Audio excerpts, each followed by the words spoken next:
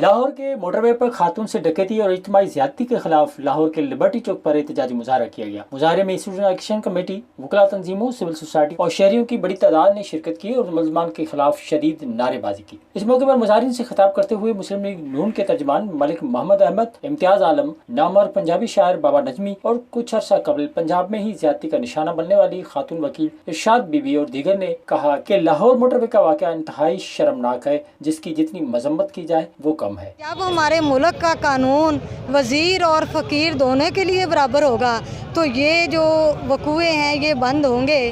جب تک یہ وڈیروں کے لاڈلے اور وڈیرا سسٹم اور یہ وزیر اور یہ جو بڑے لوگ ہیں یہ لوگ اپنا مشغلہ بند نہیں کریں گے اور ان کو سزائیں نہیں ملیں گی، اس وقت تک یہ سسٹم نہیں بدل سکتا۔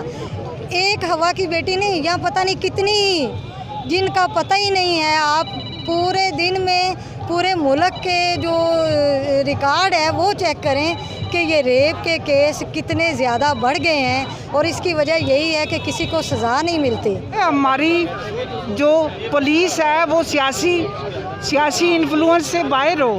پولیس جو ہے وہ ایسی پولیس ہو جیسی دنیا میں ہوتی ہیں کہ ایک جو واقعہ ہوا اس کی انویسٹیگیشن ہو، کسی کا انفلوئنس نہ ہو۔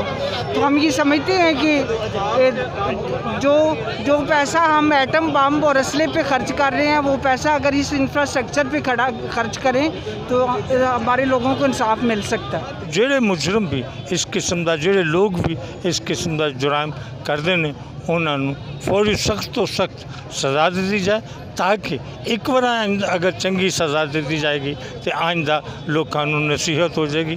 لہٰذا میں اور کوئی غلط نہیں کرنا چاہتا، بٹ پھر ویلے دی حق، کیونکہ ہر ویلے دی حکومت جڑی ہوندی ہے وہ ویلے دی مجبوری ہوندی ہے کہ وہ اپنے یہو جے حالات نو، یہو جے واقعات نو نتھ پان دی کوشش کرے۔ اس موقع پر مظاہرین نے مطالبہ کیا کہ واقعے میں ملوث ملزمان کو فوری طور پر گرفتار کر کے قرار واقعی سزا دی جائے۔